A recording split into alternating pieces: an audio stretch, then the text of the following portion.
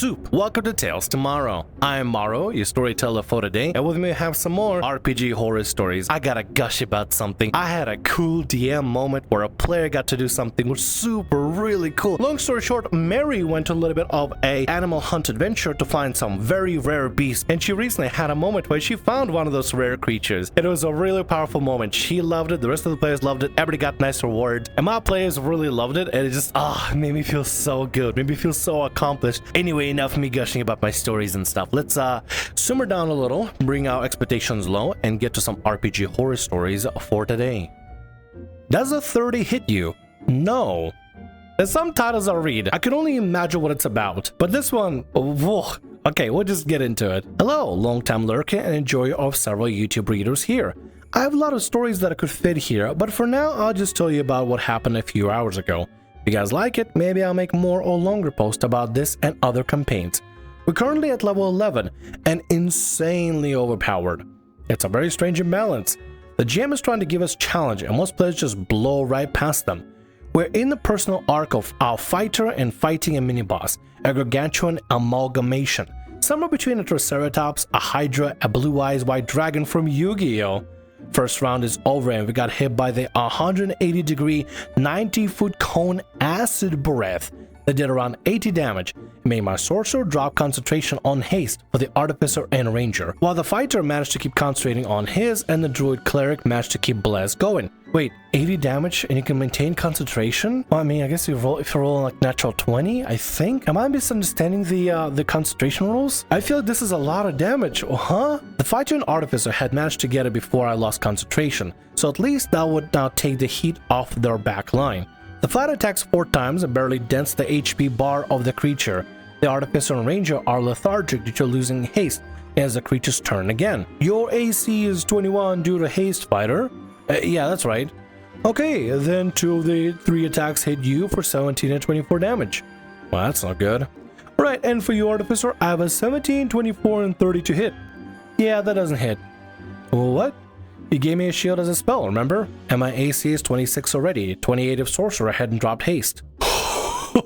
26 natural AC. Why is the scaling so intense at level 11? I don't know what kind of homebrew hell y'all got going on there for your overpowered characters, but oh my god, y'all are beefed up. No wonder you're taking 80 damage with a 180 degree cone of like 90 feet. Good lord. This is just a problem, one of many. But the imbalance of AC means my squishy Sorcerer with usually 13 AC, oh my god, will get hit by literally everything if the GM still wants a chance to hit the Artificer, and will also get pretty much one shot with his 70 HP if the Artificer is supposed to feel any damage since he has around 200 HP by now. It's just kind of frustrating. Yeah, it is very frustrating. I think it would be frustrating for anybody, the DM and the other players. 200 HP. You and your DM and your group need to talk about how to scale everything back, how to scale things down, how to squish a lot of these stats, and make sure that AC brackets for level 11s matter and make sense. Maybe talk about how to remove some of those overpowered, like completely busted overpowered items the DM is clearly allowing y'all to have. How to scale back this whole thing, because at this point they're gonna try to balance out so they can hit Fighter and Artificer, but you will never be able to, you will just never be able to like survive, because with your 13 AC while the Artificer has 26 AC, oh my god, the scale for this thing. Please, y'all need to figure this out. Please, this is some homebrew hell right there. Let's get to the next story for today. DM says we aren't dedicated enough. Posted on another Reddit, but I thought y'all would enjoy, so here you go. So this story is about a year old now, but I do wonder sometimes about it in an AITA way. It's a long story spanning over nearly 3 years, but I'll try to make it as concise as possible. For some context, I joined this D&D group during the COOF lockdown, and I absolutely fell in love with it. We played online every Sunday for about 4 to 5 hours, and I had no idea when I joined, but I found out later that we actually were live streaming the game on Twitch. This becomes important later. Our party consisted of the DM, we'll call him Xavier, we'll go with that, and 7 players. The actual details of the party don't matter much to the story. As we started playing when no one had anything to prioritize on weekends, our schedules was pretty consistent. We had a lot of free time and started spending time together outside of D&D sessions, sharing interest in other hobbies or just staying up super late on Discord chatting. Through this game I developed some really close friendships, and most of them are my best friends to this day after playing with them for about 4 years now. It was kind of a golden era, and one of the reasons I actually enjoy lockdown. The problem started with lockdown was lifted and everyone started to go back to work or see other friends. Xavier, our DM, had been really unhappy working a typical 9-to-5 job, so he ended up starting his own DM business and running games for people online, so most of his life was very D&D focused. He never asked us to pay him because we were friends at the time and we were helping him build up his portfolio. I should mention that he had some pretty bad unresolved mental health issues, which played a big part in why I think it all went downhill. As other priorities take up people's time, we started hanging out less and less as a group on Discord, talking less in group chats, but still making time every week for D&D on Sunday. Somehow Xavier gets into his head that we aren't dedicated as players and start to abandon the session midway through or cancel last minute to sulk. The first couple of times, because we know about his mental health issues, we reach out to see if he's okay.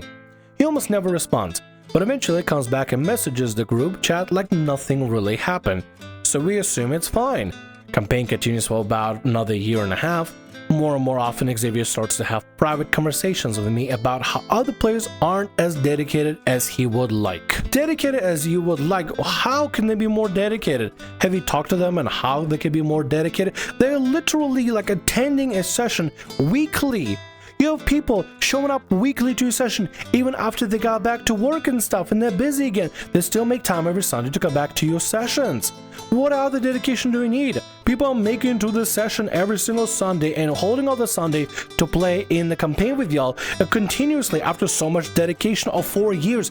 How much more dedication do you need? In summer of 2022, I moved to London and due to expenses moved in with Xavier and his girlfriend. I became kind of like his therapist, so whenever he would walk out on game, I would go to his room to ask if he was alright and try to convince him to maybe come back or at least try to explain what was causing him so much stress. It's a pretty closed book though, so there's not much I can say to help him. Time goes on. Sometimes people are late, obviously annoying, but looking back it was only a maximum of 15 minutes, and to compensate Xavier would add another hour or 2 onto our sessions. As time went on, the session got longer and longer. Sometimes it started playing at 1 PM and wouldn't finish until 9 PM. Which most of us didn't mind, but we started getting a couple of complaints from the group's partners asking why half the weekend was spent on D&D. As people started taking on more work or other commitments, people sometimes missed out sessions, making Xavier more anxious. Eventually I found out the issue was, he said that he really wanted to make something of the Twitch channel, but if people weren't dedicated to it, it wouldn't happen. He was obsessed with Critical Role, and I think he had hopes he would gain a similar kind of popularity.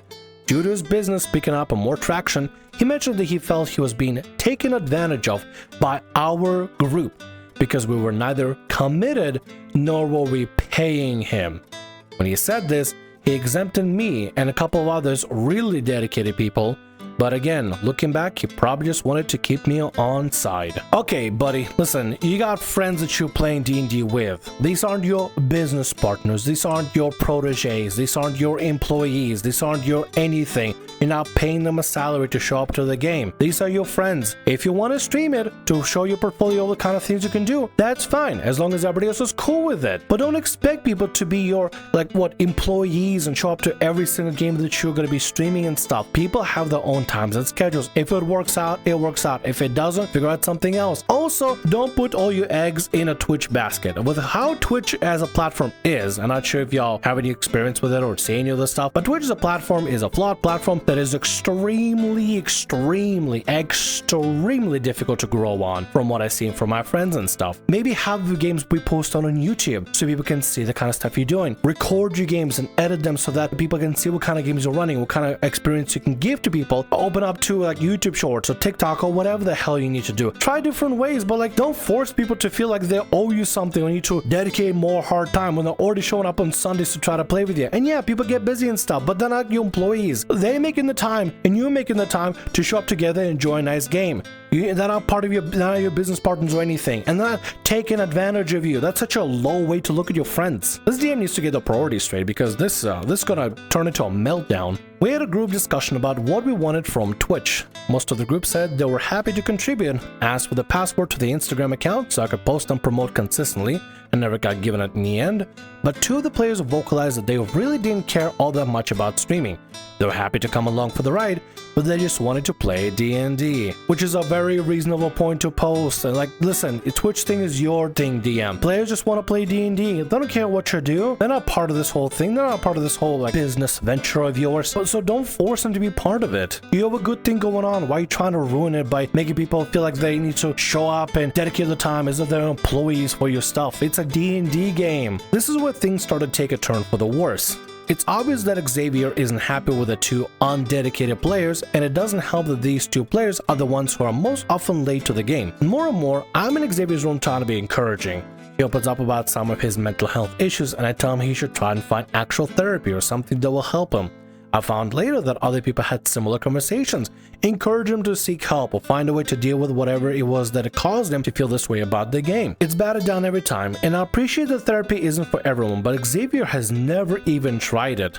Also, bear in mind that while Xavier is saying these things to me, he never actually addresses it with the group or the individuals he's annoyed at. Xavier sounds like the kind of guy that wants to complain about it and get people on his side, just wants to get people seeing the way without actually trying to solve his unresolved issues. He clearly has mental health issues, he admitted it. And there's nothing wrong with having mental health issues, it's about how you cope with it and how you deal with it. If he's not going to do anything about it, it's just going to become more and more of a problem. So probably the best thing to do is actually try to do something about it instead of what he's doing, because this is counterproductive. I asked him once if he wanted me to speak to the group, and he gave a half-assed, "Oh, thank you, I would appreciate that, but you know you don't have to though." I went back to the Discord call and basically recounted what Xavier said to me about real commitment and about Xavier not being paid for his time.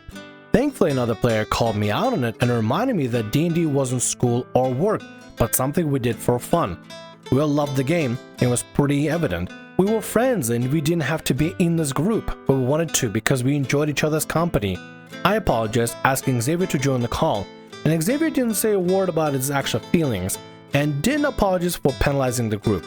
I felt quite manipulated and betrayed at this, seeing as how I simply repeated his words, but the conversation seemed to be taking a brighter turn, so I didn't want to be the one to bring the mood down again. The group again encourages Xavier to seek help, because no matter what we say or how much we love on the game, if Xavier doesn't believe it, we can't help him.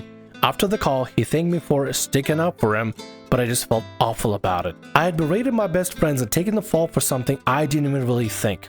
I couldn't even really call it out because Xavier had said that I didn't have to. Oh, this hits close to home. Not to me personally, but to... Remember that one D&D story that I said that I'm no longer like play with? There's a person in there that's very similar to Xavier and to OP, actually somebody that I personally know.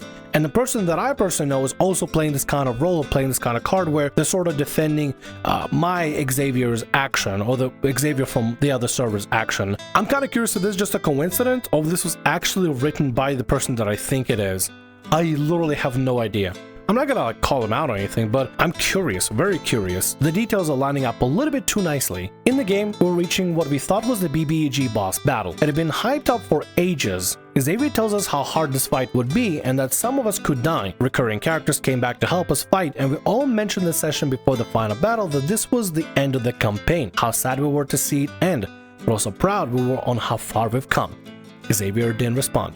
Something else that's important to note here is that Xavier had previously said that beyond this fight, he expected the game to go on for another 3 months or so, just to tie up loose ends. I should also mention that he had encouraged us to create new characters for a new campaign.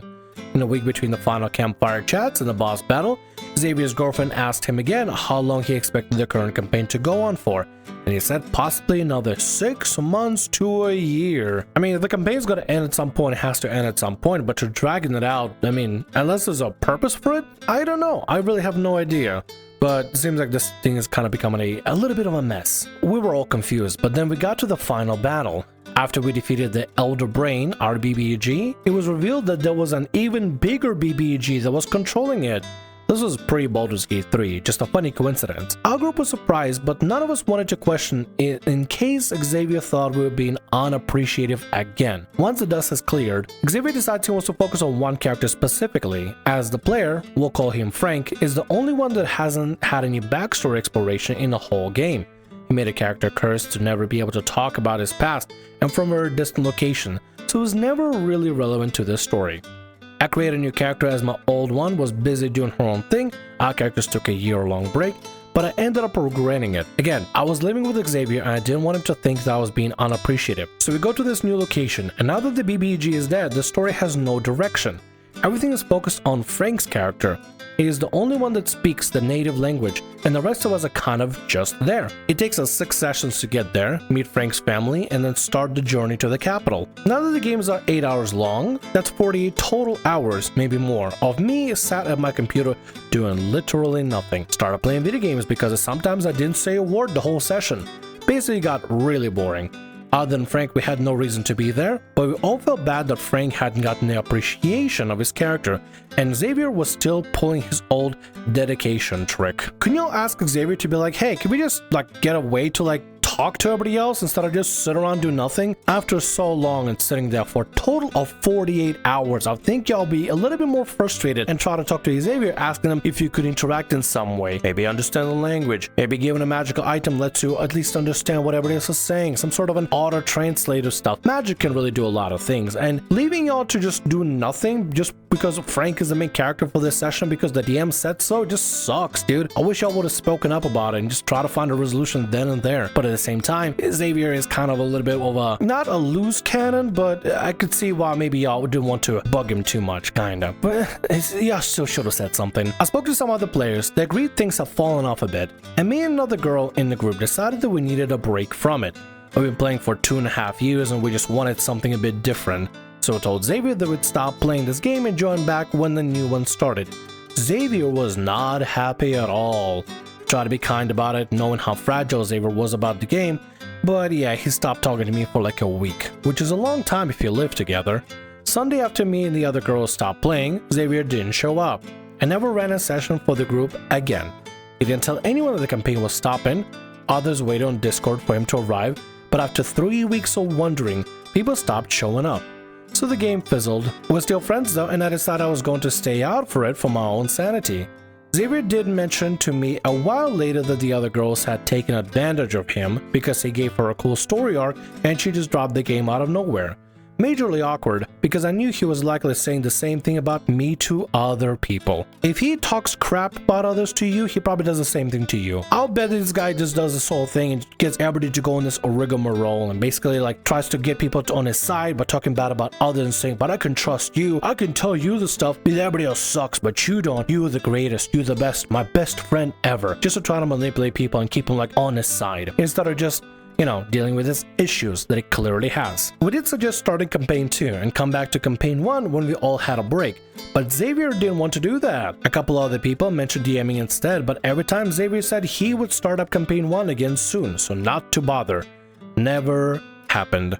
In the end, summer 2023, Xavier and his girlfriend had a huge argument. His girlfriend told us that he'd done some pretty questionable things borderline on abusive towards her and asked him to leave and stay with his mom for a while. Xavier left our D&D group chat, ignored everyone who reached out, and then blamed us for, again, not being dedicated enough. It was a whole thing, but too long to go into.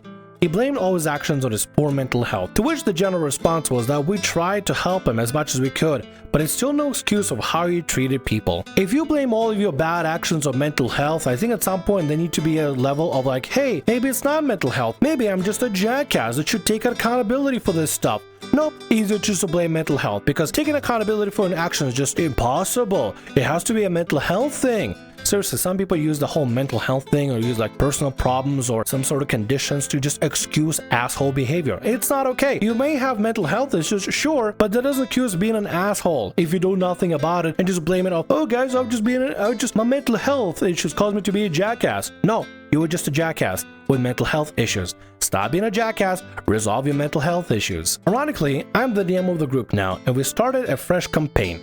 Xavier isn't in contact with anyone from our group apart from one, weirdly enough, one of the guys who was always late. I do feel a bit of sympathy for Xavier, understanding the DM anxiety and wanting to make sure your players have a good time, but I try not to let it get in the way of things. We don't stream on Twitch, we play in person and schedule games when we can. It's honestly shocking to see the difference in the vibe we have now. People have openly said how much more relaxed they feel, and I don't think it's anything to do with the DMing skills. I'm still very new. But simply the fact that we aren't locked into some D&D cult.